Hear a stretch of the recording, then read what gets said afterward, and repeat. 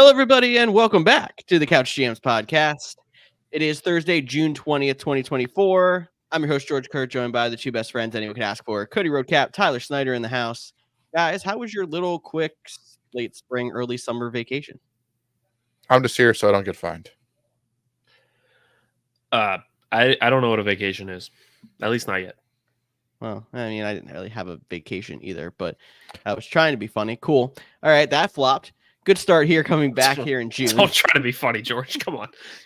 Know yourself. Know yourself. You're right. People like me because I try to be funny, and then they just feel bad for me. But here we are, back in June, starting to get a little bit of itch for football. So we're going to be here talking to you guys about a couple of things and doing a mock draft today. So stick with us as we get back up to speed here. And I'm sure there's going to be a lot of stumbles as we haven't done this in a while. But you can also follow us at the Couch GMs, Facebook, Twitter, Instagram, TikTok. I guess it's X now. I have to change that up on our rundown. It's Twitter for life. Okay. We're still tweeting over here at the Couch GMs. Follow us there. Follow us on your favorite podcasting platform or YouTube as well. Give us a share. And as always, feel free to DM us with your fantasy or football questions, and we will always argue with you or whatever we have to do. Let's get back in the rhythm here, guys. Let's sit back, relax, and chat.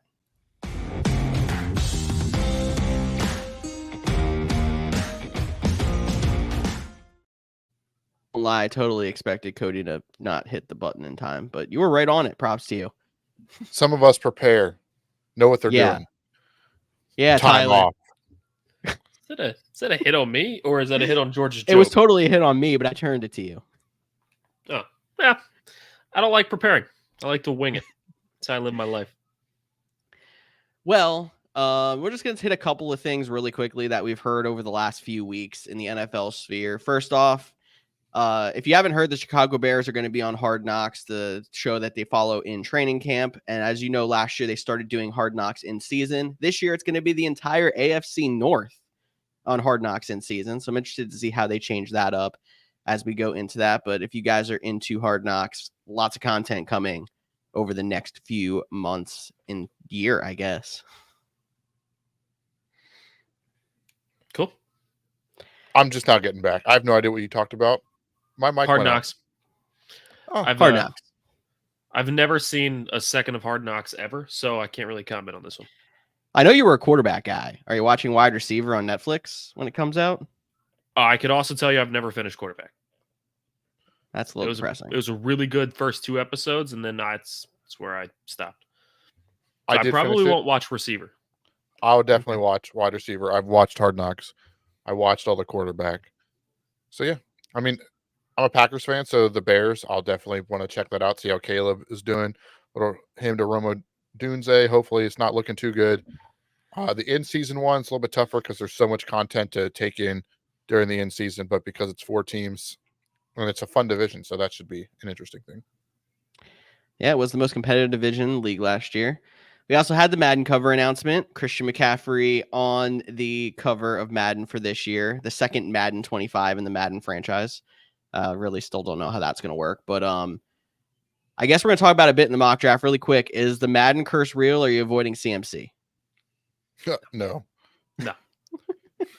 Cool. We'll talk more when we get to the mock draft and see where he's going in most drafts. Trevor Lawrence got a bag. I actually did not put the contract numbers. I don't know if Cody has the exact numbers for us. I see him typing away, so I'm going to keep stumbling through words until he comes up with the numbers. But he is now the highest paid quarterback in the NFL. I think Tyler already said it was not well-deserved, but I feel like a lot of times the top paid quarterback's just the next man up. It's not necessarily the best quarterback. Just stupid. Absolutely stupid. Let's just pay him because he's the next one to get paid. It's dumb. I mean, I still kind of believe he got paid for that comeback win over the Chargers 2 years ago in the playoffs. Definitely. I mean, he's still living on the hype of being the number 1 overall pick. Number 1 overall picks typically always get a second contract, no matter, maybe not with the same team like we've seen with Baker Mayfield, but he now got paid this offseason. Not as much, but he deserved that. He did kind of fight back and have a solid season. He had a couple nice games, but that's besides the point. Hey, earned himself a Pro Bowl. So did Tyler Huntley 2 seasons ago. So Pro Bowls mean everything. But it's a 5-year, $275 million, which averages out to $55 million a year, putting him right up there with Joe Burrow, another number 1 pick to get paid. Jared Goff got paid earlier this offseason at 53. So, like you said, he got the next guy. And that leaves Tua, Jordan Love, Dak Prescott, the next 3 quarterbacks in line to get paid. One of them is breaking $60 million. I guarantee it. And it's probably not going to be Dak Prescott, at least not this year, because they are buying in on we're going to just keep everybody in the last year of their deal and hope the whole world doesn't crumble next year. That's what it seems like. And it's not going to be Tua.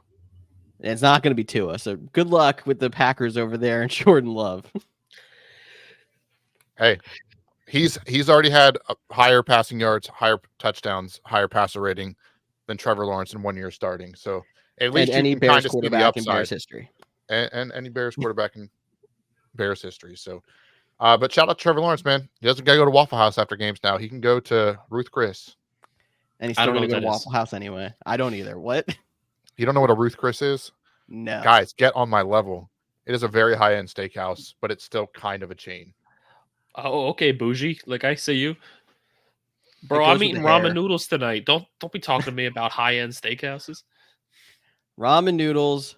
It has the $4 pickle sign juice out on of Google. a Solo cup. That is Tyler right there in a nutshell. I don't have any pickle juice today. I actually ran out of my Coke Zero too, so I'm just drinkless for this podcast. Well, we better get through it pretty quick then before Tyler gets a sore throat from all this talking he's going to be doing.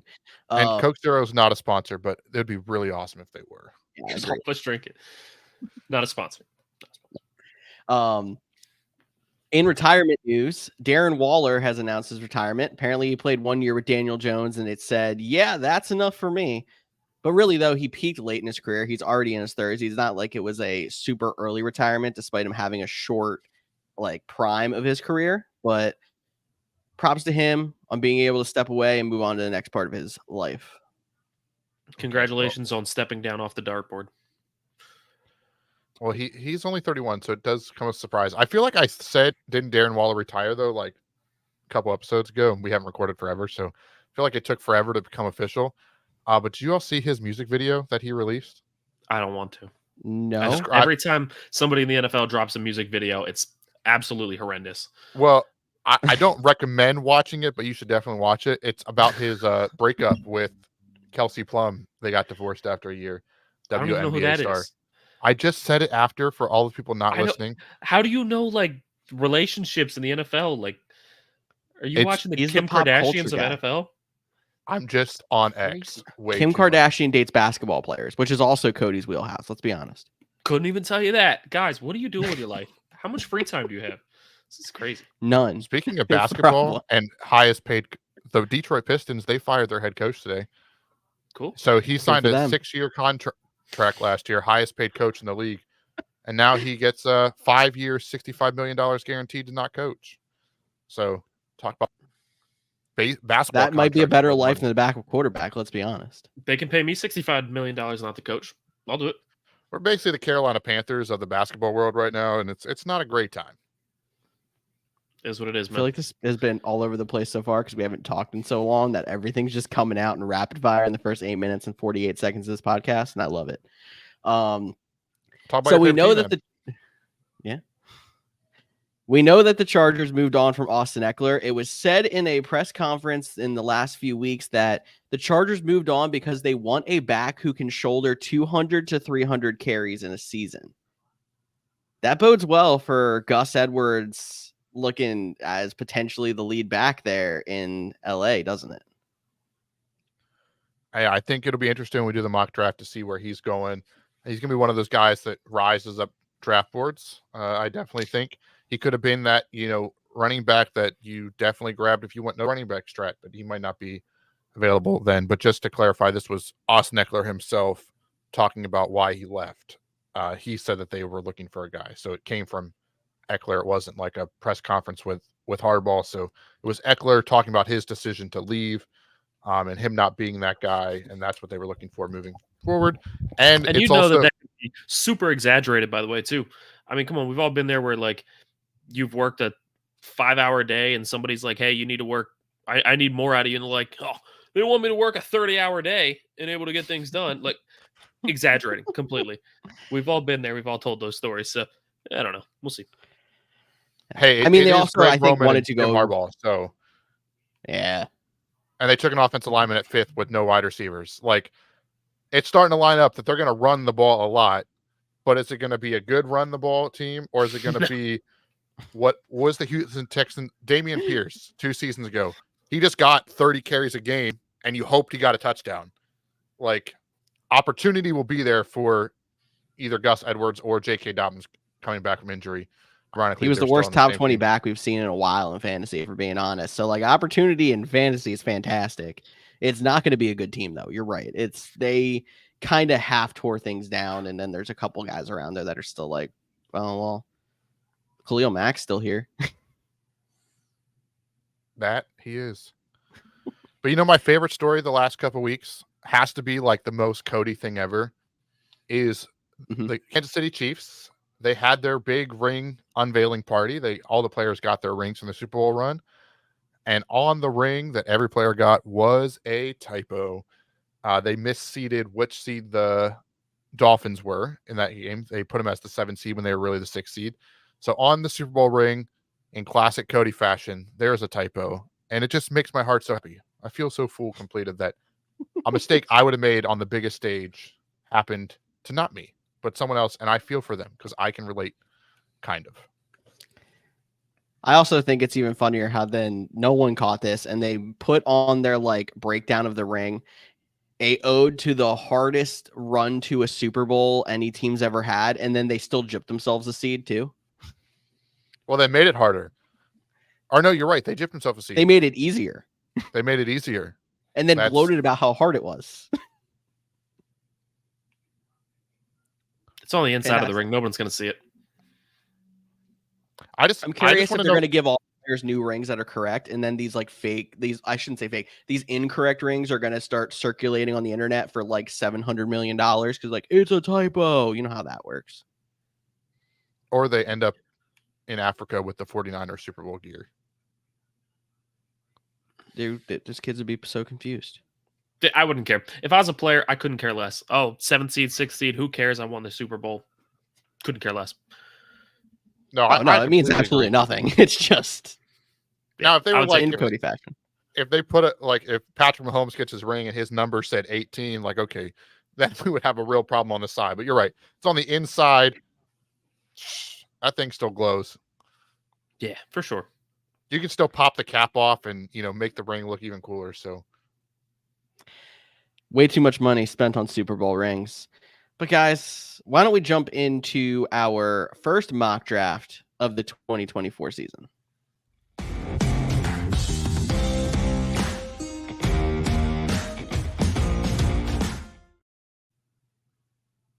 All right, Cody, jumping right into our random number generator. I'll break down some rules really quick. We are going to use World Cup scoring rules. That means half PPR rosters be a quarterback, 2 running backs, 2 wide receivers, tight end, 2 flexes. We're going to ignore kicker or defense in this draft, so it'll be a 13-player, 12-team draft. We are going to do our random spin here for our pick number, and all 3 of us are going to help with – we're going to pick one team. We're going to rotate who has the final say, but all of us can kind of give a little bit of input on who we think we should pick where. Cody, go ahead. Mr. Rooter Plumbing is not a sponsor. Oh, are you sure? I can't afford these no abs. We need more listeners, so make sure you share the podcast with your friends. Oh, I love the little audio sound on. effect. Oh, so we are going to be your yay. pick 7, not sponsored by Starbucks. Oh, he cut off the clapping. Sorry, I had to get the draft board ready. So we're pick 7. What's the order that we're going to have the final say? You want to figure that out? Why? I got the draft first round kicker. There's no kickers or defenses. If you listened, you know that. Tyler, listening? There will be one in there somewhere. Tyler's going 3rd. So, Cody, you can go first. I'll go 2nd.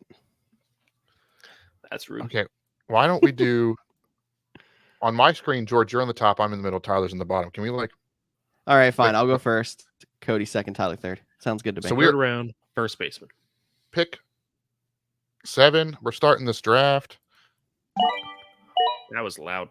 Yeah, he I got to turn the music off. On, even though I told him to turn them off. Joe. Bro, Those are new sound effects, I think. It's a lot of wide receivers. That is a wide receiver heavy first round. Yeah. We got Jamar Chase, Christian McCaffrey, Justin Jefferson, CeeDee Lamb, Tyreek Hill, and Amon-Ra St. Brown. So it is us at pick 7. And What do just we a like? reminder to anyone listening, you can watch and see the draft board and the players available on YouTube at the Couch GMs. Interesting, only seeing one running back go in the top 6, like Tyler said, and it's Christian McCaffrey, which is fitting. He went number 2.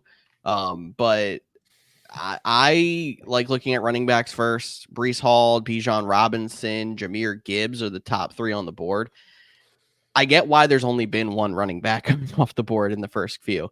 It's like a really weird running back season where there's just so many committees, so many young guys that like haven't really established, which is exactly the standing of Hall, Robinson, Gibbs. Do you guys like still going with one of those young running backs, or do you think we should look wide receiver? I mean, my heart always says go wide receiver, but do you want AJ Brown? If I'm gonna bet on Puka Nacua having another breakout season, I'll just take the high upside in BJ Robinson or Breece Hall. So do you want AJ Brown and get the 6th wide receiver, or a shot at potentially the number 1 wide receiver with the Madden curse happening? So I would lean Breece Hall here. I know he's the best player available. That's kind of no fun for a podcast if you want to get crazy. Dude, it's first round. You go chalk. Like, don't get crazy or cute in the first round. Just go chalk. It's fine. I mean, and Bijan had a great year last year, and he's got Aaron Rodgers back, hopefully for more than 2 plays. So yeah, I'm cool with going Breece Hall. To make the pick. You get to make the pick. I get to make the pick. That's fantastic. After that went Puka Nacua, Bijan Robinson, Jahmyr Gibbs, Garrett Wilson. First round rounded out with AJ Brown, so he fell pretty far there. Saquon Barkley, that's back-to-back Eagles going to Team 12. Then it's Jonathan Taylor, Marvin Harrison Jr., rookie wide receiver at 2-3. Devontae Adams, and Kyron Williams. Back to us. I mean, it's my turn, right?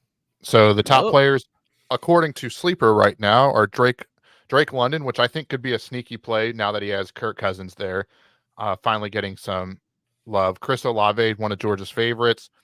Brandon Ayuk, is he even in San Francisco? That's a question. You got Sam Laporta as the top tight end. When's the last time you saw Travis Kelce not as the top tight end? And not in round 1 or the 1-2 turn. Yeah.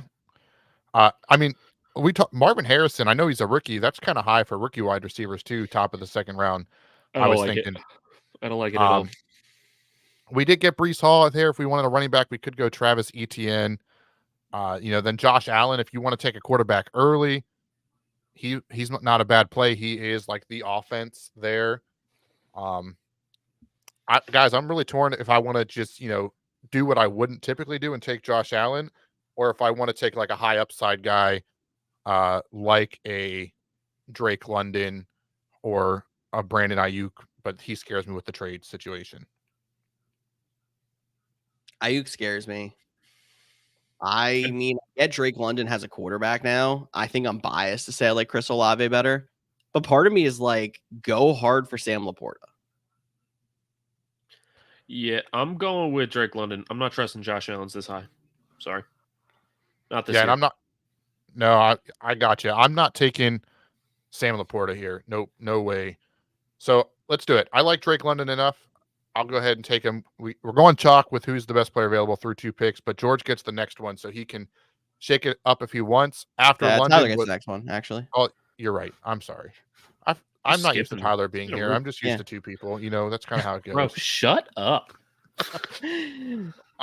But the next couple picks, Chris Olave, then Brandon Ayuk, Sam Laporta. So basically chalk, Travis Etienne, Josh Allen, and Devin A-Chain to round out. A-Chan.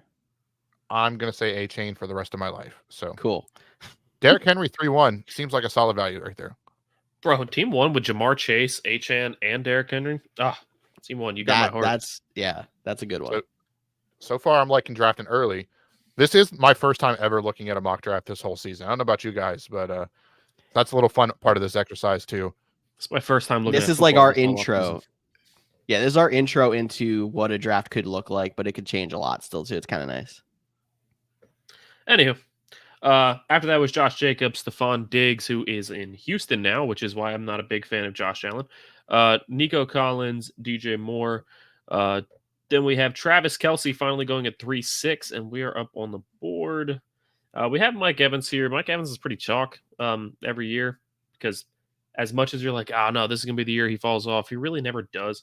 I like Debo a lot more with the question marks around Ayuk because it means that Debo is going to be that staple.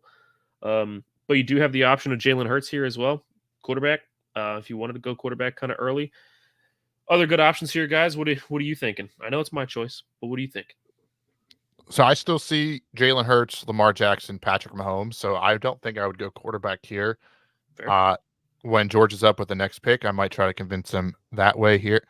I know we're scrolling down a little bit, but I'm starting to, and it's going to sound crazy coming from me, that second running back spot, we're already to Isaiah Pacheco, Rashad White, maybe a Joe Mixon if you want to scroll down a little bit further, James Cook.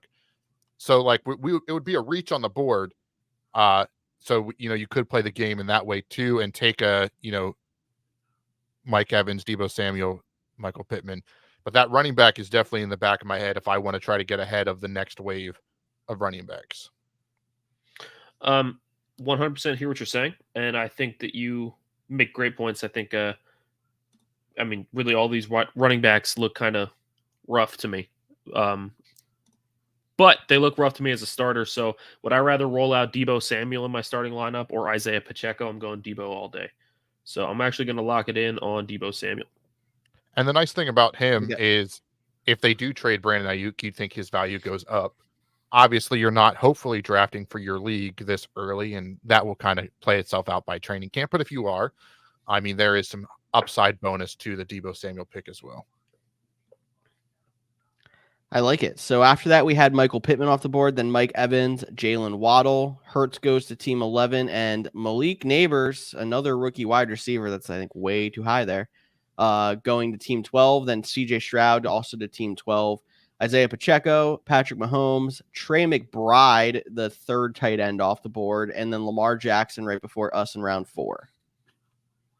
So, that's kind of nice because we were worried about running backs and only one running back went in that stretch. So that helps us out there. If we would have went Deebo and then it was Pacheco and Cook and Mixon and Rashad White, like that would have been really rough. But luckily there's still some running backs available. Not saying that's who we're taking, but George, what are you thinking? What's your thoughts? I don't know if I really want to take the risk of another turn without a running back, but I don't really like Rashad White. Doesn't feel special to me. James Cook had a couple of great weeks, but I don't know how much I love that offense since they traded away Stephon Diggs, like you were saying, Tyler. Mm-hmm. So I almost like those more old, reliable players. Joe Mixon, despite being in a new place. Ken Walker, who's been around for a few years. Alvin Kamara, who's sitting down there further. So I think we're going to try to let him go a little bit further. So looking at flex would probably be another wide receiver. We have 2 flexes if you guys didn't miss that one. So taking another wide receiver here, we still have another flex spot to play with. Cooper Kupp, Devontae Smith, DK Metcalf.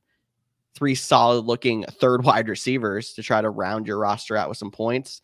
Tight ends, if you want to go tight end this early still, Mark Andrews and Dalton Kincaid still both sitting here. Again, Buffalo's offense kind of scares me. Mark Andrews in round 4 compared to how he's been going in recent drafts, that's not too bad of value. Do you like looking at wide receiver or tight end at this point? Okay, can you explain to me real quick before we continue? I understand what Puka did last year, and I think it's phenomenal. I think it's unbelievable, and I respect the man a lot. But please explain to me how Puka is the 8th overall pick, and we're in 4th round, and Cooper Kupp is still sitting there. Like, please tell me how Puka's value is that much better than Cooper. Is it because of injury risk? I'm not sure if Cooper Kupp was ever really 100% besides a few weeks last year.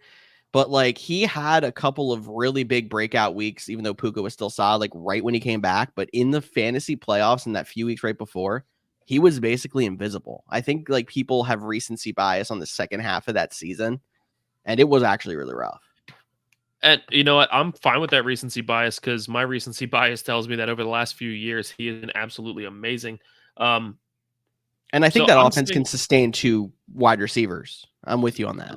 Which is why I'm saying, like, if I'm drafting, I like the value of Cooper Kupp so much better because I think Puka did amazing again, and in the fantasy playoffs, I 100% see that. But you're talking about a no-name player that bursted into the scene in 1 year, and now we're just expecting him to be the same level of amazing this year. Like now, there's tape on him. People know what to expect. I mean, was it a fluke year?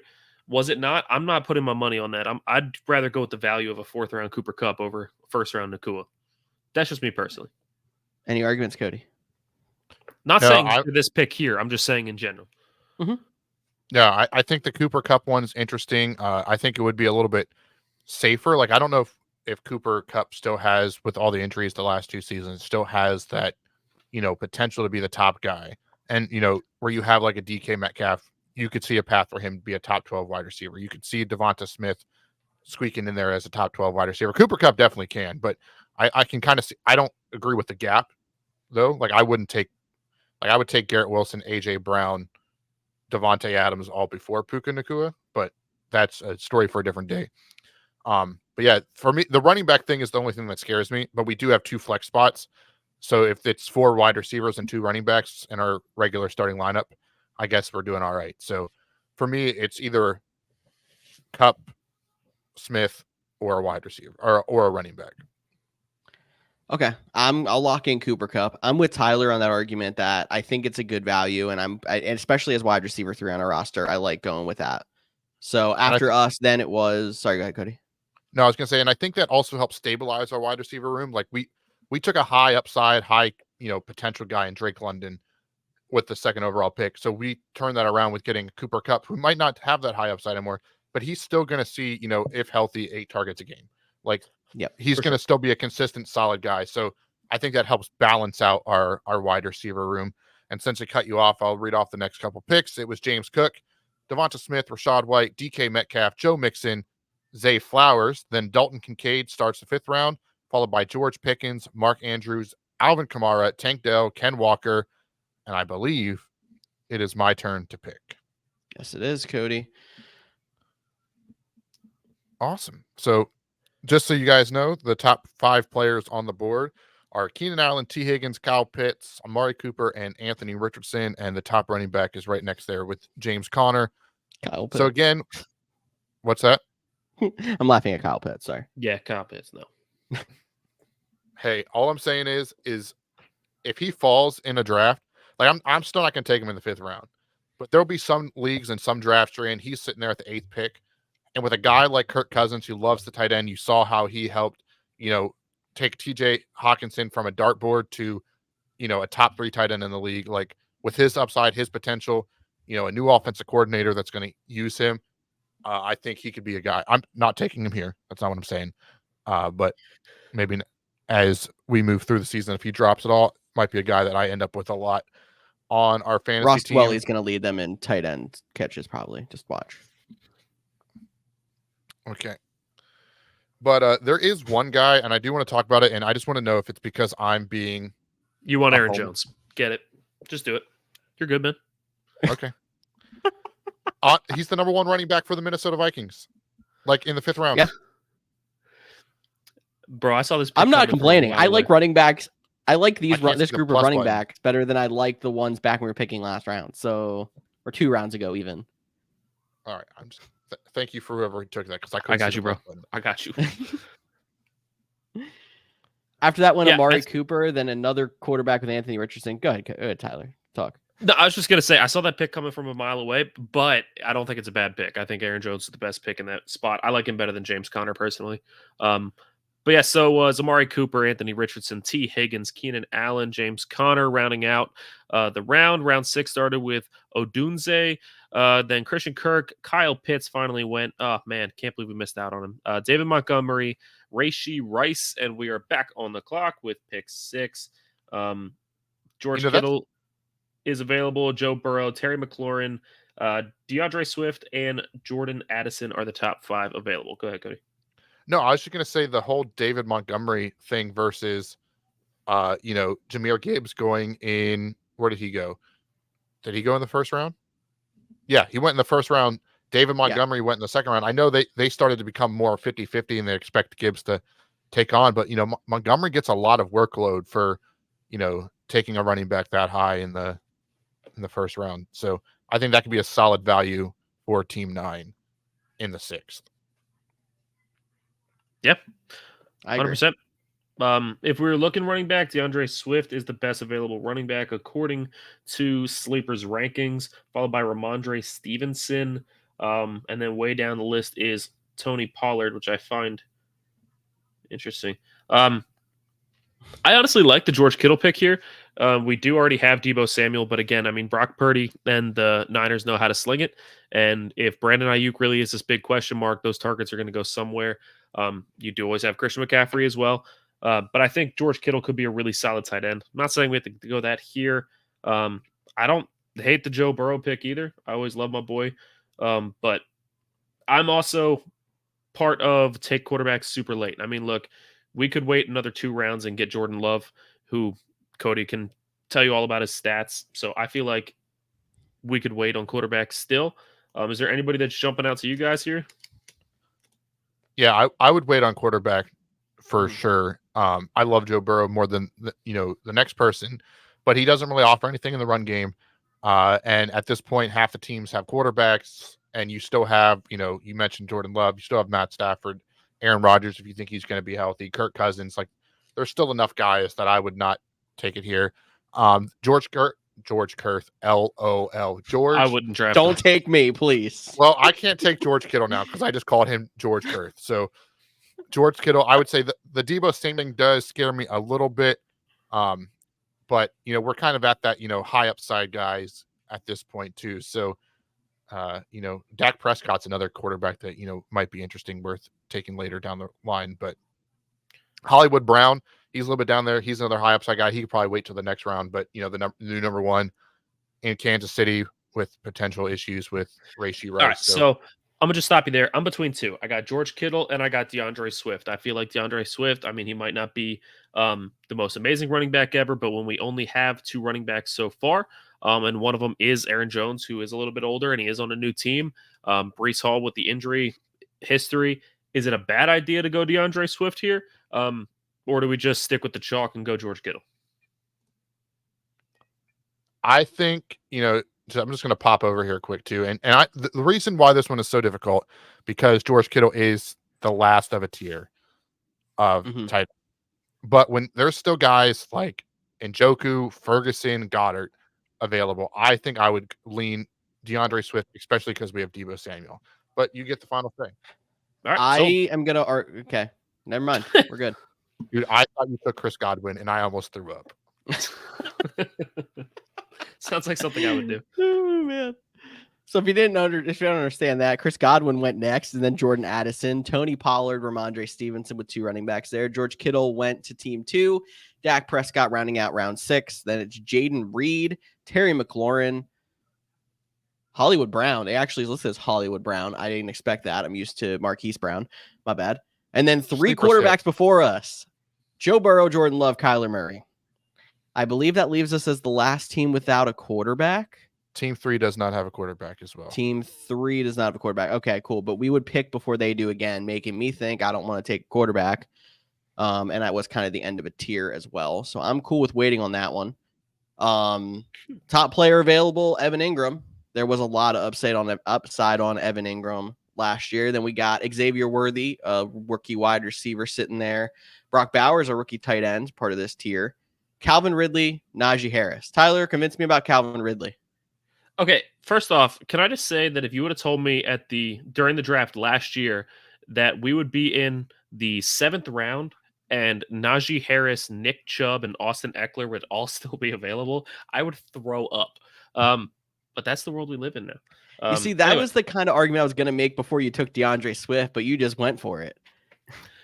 Calvin Ridley, sell you on him? Look, he's a phenomenal wide receiver. He's proven that. He's played with bad quarterbacks, so he's never really had the time to shine on his old teams. I'm not saying Will Levis is really that much better than what we've had, because we don't know yet. But I can tell you that there's a new offensive coordinator. There's a new head coach. It is a much more pass-happy offense. The head coach basically went up to Will Levis and said, you better be ready to sling it, because we are a pass-first offense now. They're going to be throwing the ball a lot. There's really no tight end to be taking that work away. So you got DeAndre Hopkins, who's going to draw most of the coverage, and then you got Calvin Ridley as that number 2 option with Tyler Boyd in the slot. That means Calvin Ridley's going to get a lot of targets. I mean, I think he's a pretty solid receiver, especially in the 7th round. I like Ridley better than Worthy. Cody, do you agree? Better than Worthy? Yeah. Yeah, I probably would take him over. I just think there's a chance Worthy falls to number 3 on that depth chart, at least to start, because of Rashee Rice and Hollywood Brown both being there. That's, I mean, Rashee Rice is most likely getting suspended for multiple games, but it's true. But I mean, yeah, then you're looking at, is it worth that early season push if Rice gets suspended for 4 or 6 games? And then after that, you don't know. They're anticipating at least half the season for him. So it's a long, I get what you're saying, but there's a lot to unravel with Rashee Rice, and I would still take Ridley over Xavier Worthy. Like, Xavier Worthy ran really fast at the combine, so like that's why we've seen that before. His name's John Ross, and he hasn't stuck on a team. So I think he's a better football player than John Ross was, but yeah, still there's a lot to be desired when you talk about him. So anyway, we're at 3 backs, 3 receivers. I'll take the 4th receiver. I'll go Calvin Ridley. I was just trying to look while you asked me though, like, is DeAndre Hopkins, did he go? I assume he went. Or did we just take him? I don't remember naming him out. No. He just did go. So Brock Bowers was next, then Xavier Worthy, then DeAndre Hopkins. So the 2 Tennessee receivers both in round 7. Evan Ingram and Raheem Mostert to round out round 7. Round 8 began with Jake Ferguson, then Zamir White, Najee Harris, Nick Chubb, Javonte Williams. Running back run before it came back to us, but we do already have 3. Cody, where are you looking? I was 100% going to take Nick Chubb, but he went. I agree that would have been a great pick. It's sad he didn't fall to us.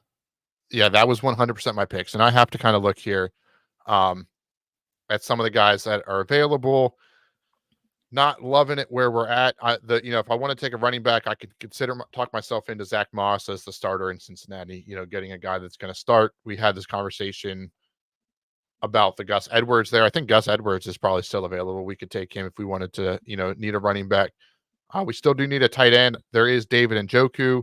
I do know Njoku started to flourish after Watson got shut down for the season. Are you concerned that, that he's not going to get as many targets or be as consistent? Is that why he's still available here? And then, of course, there's quarterback. But for me, at this point, I'm still willing to punt on the quarterback with Caleb, Purdy, Tua, Goff, Daniels, Herbert, Lawrence, Cousins, Rodgers. Like, they're all still available. Like, this is going to be the year to stream quarterbacks, in my opinion. So don't need one of those guys.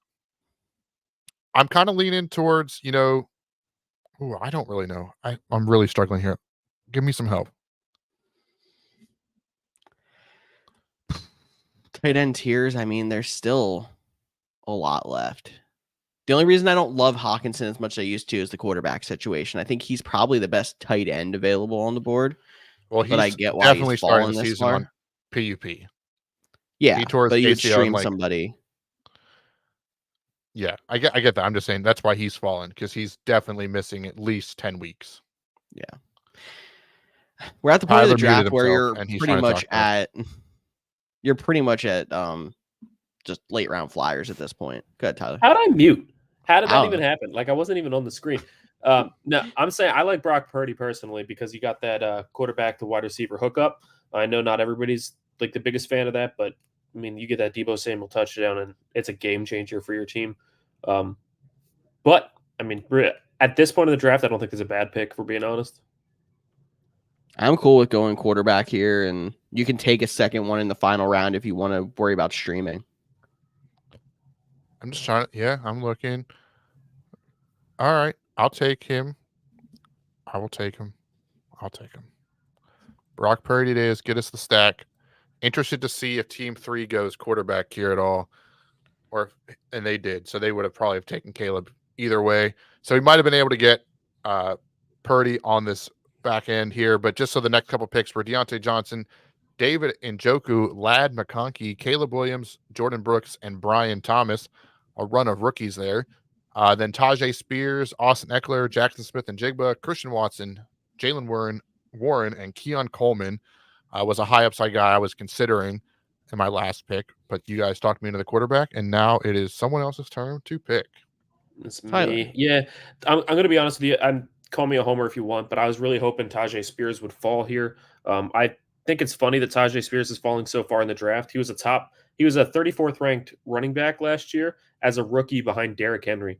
Now this year he is projected to pretty much split the starting job with Tony Pollard, but even yet it's Tony Pollard. It's not Derrick Henry. But you don't have that reason to have to keep him off the field. Pass first offense, and he's a great pass catcher. This late in the draft, look, just mark it down. Tajay Spears, awesome value here. But that did not happen. So instead, look, talk me out of it. But I'm saying go tight end here. We got either TJ Hawkinson with the injury to start the season, or we just go chalk and go Dallas Goedert. I'm leaning Dallas Goedert. You guys want to talk me out of that, or are we good? I think because it fills a need, I'm okay with it. What do you have, Cody? Yeah, I was going to say the Hawkinson thing, new quarterback, definitely scares me a little bit with potential for, multiple. I mean, he tore his ACL with like 2 weeks left in the regular season. So can he be back after 6 weeks on PUP? Potentially, but it's probably more like a 10-week injury. So I would lean Dallas Goedert, or George probably talking into Cole Kmet here. But probably. If I wasn't talking to anybody else in any other position, it'd probably be Devin Singletary, just because it's starting running back this late in the draft. I know that doesn't always work out, but opportunity this late in the draft is something you don't find too often. And as much as we make fun of Singletary, yeah, I would take Zach Moss on the Bengals over Singletary on the Giants. I would take Gus Edwards on the Chargers over Singletary on the Giants. But cool, you sold me. Let's do it. Zach Moss. Somebody took Jordan Brooks on the Panthers, so maybe they know something. Jameson Williams went next. That's an interesting one. He's been getting a lot of good buzz. Finally healthy, finally not suspended, coming out in minicamp. So Tua went next. So the first team to take two quarterbacks there, Anthony Richardson, Tua, like that. Dallas Goedert, TJ Hawkinson, Dalton Schultz rounded out the ninth round. So we definitely might have missed out on a tight end there. Jared Goff went, Trey Benson, Devin Singletary, Brian Robinson, Cortland Sutton, and we are back on the clock. So there goes all the tight ends. Now, top available tight ends: Cole Kmet, Pat Freiermuth, Luke Musgrave. I am not making a final decision on Cole Kmet. So if you really want to go tight end here, you're telling me to take him. Top on the board, Adonai Mitchell. I don't even know if I said his first name right. I'm sorry. Rookie wide receiver in Indy. Adonai, my bad. Gus Edwards, Curtis Samuel, Romeo Dobbs, and Jaden Daniels. I'm not looking at the quarterback here because we got Purdy. I'm personally leaning Gus Edwards after everything we've said here. Do you think we need to go tight end?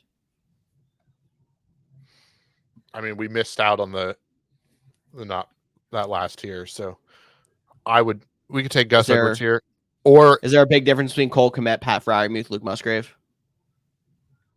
I mean, Cole really. And Cole Kmet is with a rookie quarterback. It's true. Cole Kmet is going to give you 2 to 3 weeks where he's going to put up like 20 points and he's going to look like a must start. And then every other week he's going to get 0 to 1 points. That's Cole Kmet. Speaking of Cole Kmet, did you see the have to do a side tangent? Same thing. Yep. To whoever parlayed a Cole Kmet anytime touchdown, don't know what week that was, and the Boston Celtics 7 or something. Yeah, a week 7 Cole Kmet anytime touchdown with the Boston Celtics winning the NBA Finals. So shout out to that dude. That's incredible. And I have my reminder for that to make that same bet with some team in week 7. And we'll go from there. What do you think his cash out was like when it was like they won game 1? Like, do you think they gave him an option to cash out and like to stand? I almost feel like the UI on the betting site had to be like so confused about the randomness of that parlay that they're like, I don't know how to calculate a cash out. Could have been. No Whose pick is it? George, your pick? Yes. So I'm good with going Gus Edwards. We'll take upside here late. After that went Adonai Mitchell, then Blake Corum, another rookie there. Tyler Lockett, Romeo Dobbs, Curtis Samuel, and Khalil Shakur, another Buffalo wide receiver. People grasping at straws there, going at the end of round 10. Round 11 was Chase Brown. Yep. Yeah, Chase Okay, Brown. cool. I didn't even backup running back in Cincinnati. I am rusty. Luke Musgrave, then Jaden Daniels, Justin Herbert, Ezekiel Elliott, Cole Kmet, bless you. And believe we it missed out is on Cody's Zeke. turn. Fryermuth is still there. Just saying. Freiermuth is still there. We will need to take a tight end eventually. And we have 3 rounds to do it. 3 rounds to do it. I was really hoping Jaden Daniels would have fell because I think he is the high upside rookie that has a lot of fantasy potential, similar to a Justin Fields, where you don't expect a lot with that offense passing wise, but you think he could make up the difference on the ground. If you really want a quarterback, the new NFL's richest man is sitting right in front of you. I'm not going to take him either. Definitely not. There's not a ton of people that I'm super excited about at this point. Kind of wishing we would have taken a tight end over. I wish we could have did a better job talking you into Cole Kmet. Looking at the tight ends, yeah, there's nobody here. Dude, I feel like you got to go Freiermuth. I don't think Freiermuth is as bad as we're letting on, but I mean, I think he's way better than K. Dotton and the rest of the crew here. I mean, there's always Ben Sinnott, Isaiah Likely's a backup. Hunter Henry scores touchdowns sometimes. I mean, there's always the chance you're going to have those 3 good weeks of Isaiah Likely while Mark Andrews is hurt this year, but that's it. Yeah, I'll go Pat Freiermuth. I do agree with you. I think he's better than those guys. I know new quarterbacks there too. I say quarterbacks plural. Yeah, which one is it going to be? But let's go Pat Freiermuth. I mean, they did get rid of Deontay Johnson, so he is the number 2 receiving option behind George Pickens. So take some upside with the Muth. The Muth. I can't. Jerome Ford went next, then Mike Williams, Jacoby Myers, Josh Downs, and Jerry Jeudy. Xavier Leggett. Yep. Nice, I got it. And then it's Jaden, right? Dang. They're testing me with these rookies right now. I'm sorry.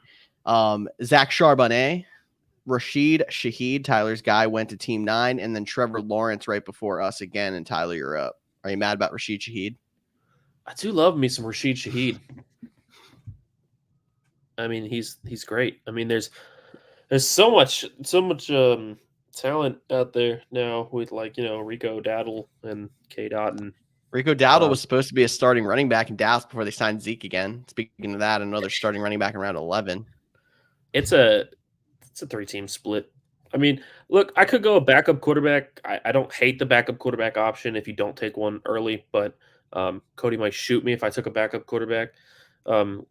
Dude, there's still Kirk Cousins, Matt Stafford, Aaron Rodgers available. Like, if you want to get ahead of the stream, like I won't hate it. But I'm not leaning there. I'm honestly going with Troy Franklin, taking that dart throw on a rookie wide receiver and just hoping that he breaks out into something. You guys like it? I do, because they kind of ripped apart what we thought was a very bright wide receiver room from a few years ago. The only person that's left is Cortland Sutton. All right. So because I don't have another pick, it's a little bit scrolled down. I just want to get your thoughts. We talked about it being a run first team, but Josh Palmer, in theory, the number 1 wide receiver for Justin Herbert, is still available this late. Yes, he's not a rookie, so if you want to go Franklin, definitely understand that. But that was just one name I at least wanted to bring up and mention as a potential guy. You don't think it's going to be Cornelius Johnson as the number 1 wide receiver? I don't understand. Quentin Johnson? Or praise Quentin Johnston? Come on, man. Yeah, we don't know who it is. I mean, that's part of the problem, and it's not a top guy.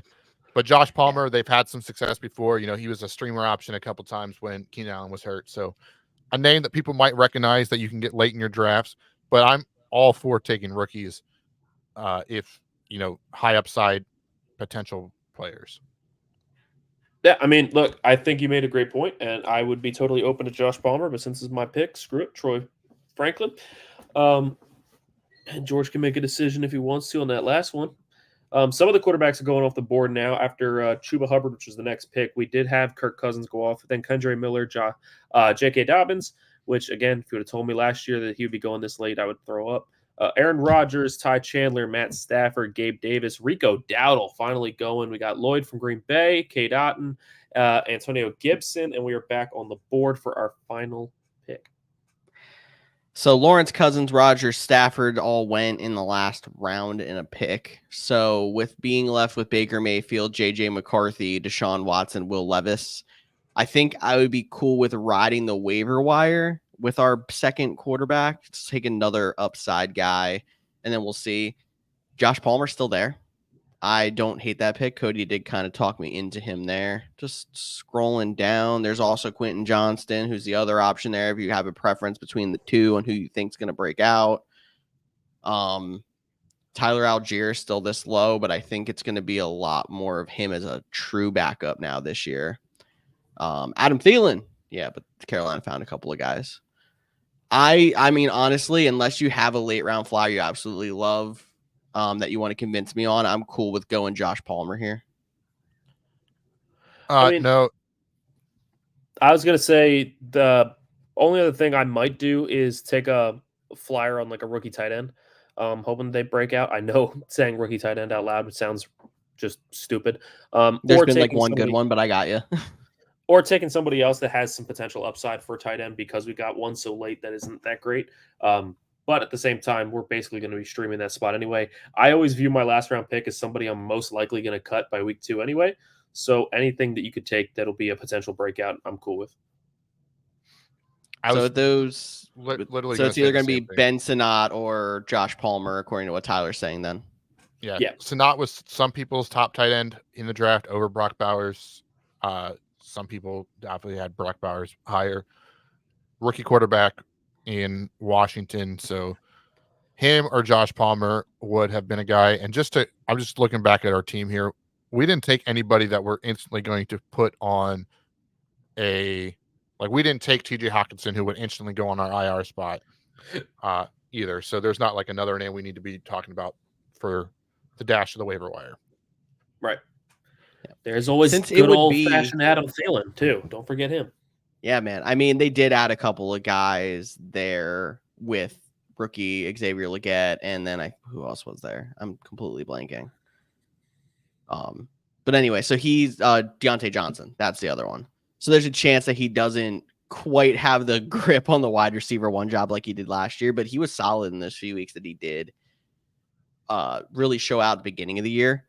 Because it would be our wide receiver 6, if I counted correctly, Josh Palmer would be. I'll go tight end. We'll take Ben Sinnott, and we'll keep an eye on those 2 Chargers wide receivers. If they do fall, they actually both got taken at the end of the draft. Isaiah Likely went next, then Josh Palmer, Jahan Dotson, Quentin Johnston, and Brandon Cooks rounded it out. Hey, that's a solid pick, for them to draft this early with CeeDee Lamb holding out for a new deal. So the number 2 guy in Dallas, that's a high octane offense. So yeah, I think this overall draft, first one is always a little nerve wracking. I think we did a pretty solid job. Hindsight 2020 probably would have, maybe on the Zach Moss went with the TJ Hawkinson or Dallas Goedert, but we did get a potential starting quarterback with, 3 running backs that have missed a lot of time with injuries over the last couple of years too. So don't hate that at all. Any other last thoughts for you guys on our team?